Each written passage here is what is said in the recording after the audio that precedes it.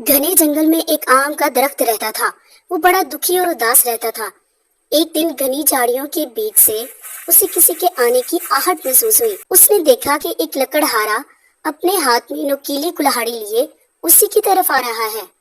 दरख्त ने लकड़हारे को आवाज लगाते हुए कहा, सुनो भाई, मुझे लगता है तुम्हें लकड़ियों की जरूरत है। तुम मुझे काट कर ले जा सकते हो। हैं? पहली दफा कोई दरख्त मुझे कह रहा है कि मुझे काट लो। कितनी अजीब बात है। मैं तो तुम्हें काटने के इरादे से नहीं आया हूँ, और ये कुल्हाड़ी तो सिर्फ जंगली जानवरों से हिफाजत के लिए है।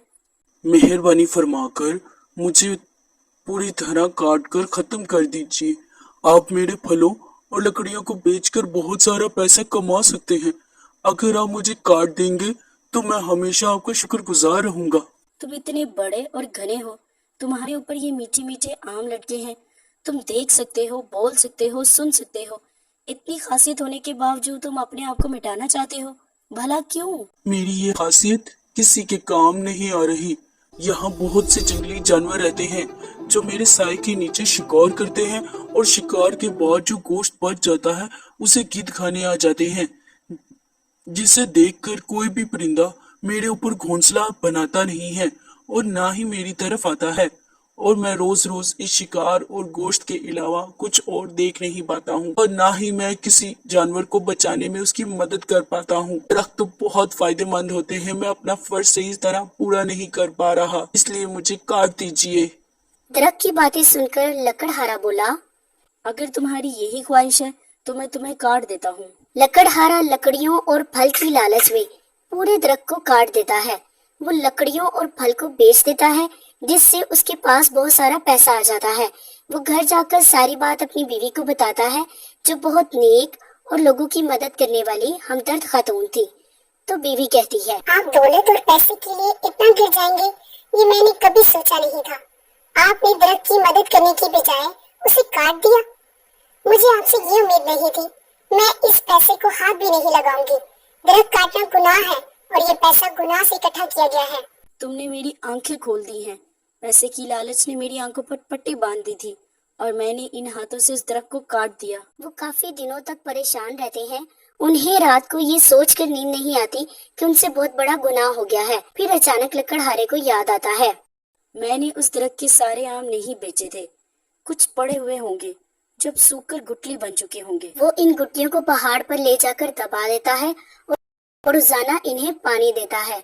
तो चंद दिनों में वो एक पौधा बन जाता है। वो अपनी बीवी को भी इस पौधे को दिखाने के लिए लेकर जाता है। मुझे इस पौधे को दोबारा उगते देखकर बहुत खुशी मिल रही है। इंशाल्लाह ये जल्द दरख्त की शक्ल इख्तियार कर लेगा, फिर मैं इसे देखने आऊंगी। कुछ अरसे के बाद वो एक तनावर दरख्त की शक्ल इख्तियार कर लेता है।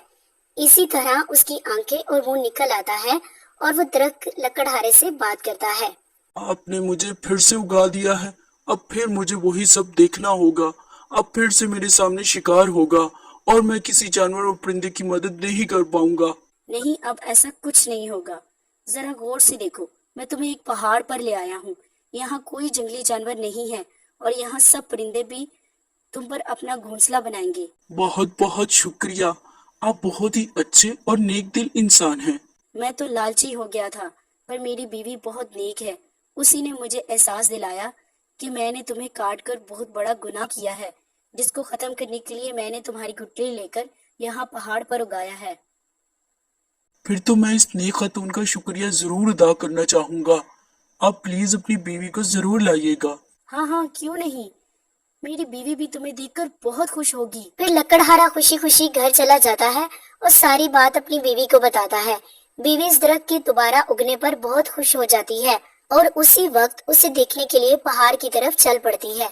जब वो दोनों इस दरख्त के पास पहुंचते हैं तो दरख्त कहता है, आप दोनों का बहुत बहुत शुक्रिया, जो मुझे इस घने जंगल से निकाल कर यहाँ ले आए हैं। अब तुम यहाँ से हर इलाके का मुझे मौसम का हाल बताना। फिर वो दोनों मियाँ बीवी खुशी खुशी घर को ये सोचकर चले जाते हैं कि उनके गुनाह का अजाला हो गया है।